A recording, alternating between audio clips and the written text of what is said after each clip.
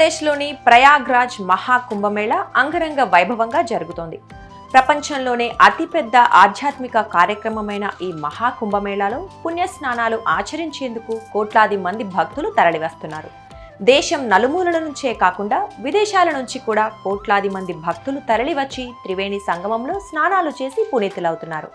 అయితే ఈ కార్యక్రమంలో కొందరు బాబాలు, సాధువులు స్పెషల్ అట్రాక్షన్గా కనిపిస్తున్నారు.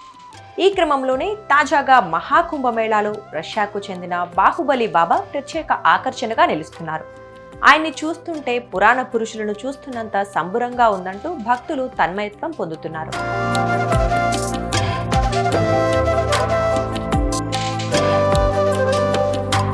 6.5 అడుగుల ఎత్తు, కండలు తిరిగిన దేహం, నీలి కళ్ళు, అందమైన ముఖవర్చస్సు ఉండటంతో ఆయన్ని అందరూ బాహుబలి బాబా అని పిలుస్తున్నారు.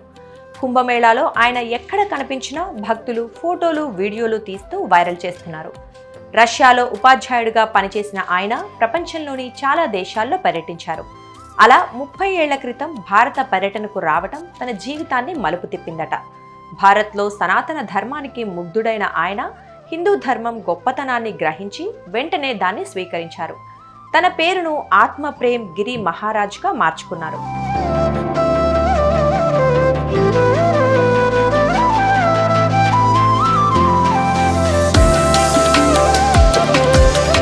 కొన్నాళ్ల పాటు ఈ దేశంలోనే ఉండి హిందూ పురాణాలు, ఇతిహాసాలను పఠించారు. అనంతరం నేపాల్కు వెళ్లి అక్కడ సనాతన ధర్మాన్ని ప్రచారం చేస్తున్నారు. కుంభమేళా, మహాకుంభమేళాలు జరిగినప్పుడల్లా నేపాల్ నుంచి భారత్కు వచ్చి వెళ్తూ ఉంటారు. ఇదండి బాహుబలి బాబా కథ. విదేశీయుడైన ఆయన హిందూ మతంలోని గొప్పతనాన్ని గుర్తించి దాన్ని స్వీకరించడమే కాకుండా సన్యాసిగా మారి సనాతన ధర్మాన్ని ప్రచారం చేస్తున్న వైనానికి అందరూ ముగ్ధులవుతున్నారు.